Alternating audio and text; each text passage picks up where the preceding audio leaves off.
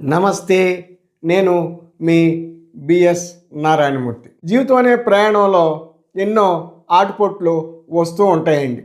ఒక్కోసారి మనం నమ్ముకున్న వాళ్ళే మనల్ని నట్టేట ముంచేసి కనుమరుగైపోతూ ఉంటారు. ఒక్కోసారి మీరు నమ్మిన ఆత్మీయులు, ప్రియ స్నేహితులు అనుకున్న వాళ్ళే మీ ఎదుగుదలను చూసి మీకు దూరం అయిపోతూ ఉంటారు. అయిన వాళ్ళే దూరంగా జరిగి శత్రువులుగా మారి మీ మీద సెటర్లు వేస్తూ బాధిస్తూ ఉంటారు. ఒంటరితనం కృంగదీస్తూ ఉంటుంది.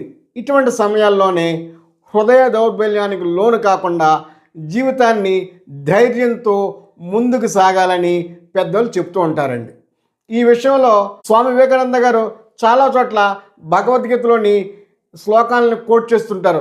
ఒకసారి ఆయన్ని మీకు భగవద్గీతలో ఉన్న 700 శ్లోకంలో ఏది అత్యంత ఇష్టమైందని చెప్తే 2వ అధ్యాయంలో 3వ శ్లోకం అత్యంత అద్భుతమైనది, ఎంతో ఇన్స్పిరేషన్ ఇచ్చేది. నా జీవితంలో ఎన్నోసార్లు సమస్యల వల్ల సుటుకులో ఉన్నప్పుడు ఆ ఇన్స్పిరేషన్ తోటి నేను బయటపడి ముందుకు సాగానని చెప్తాడు.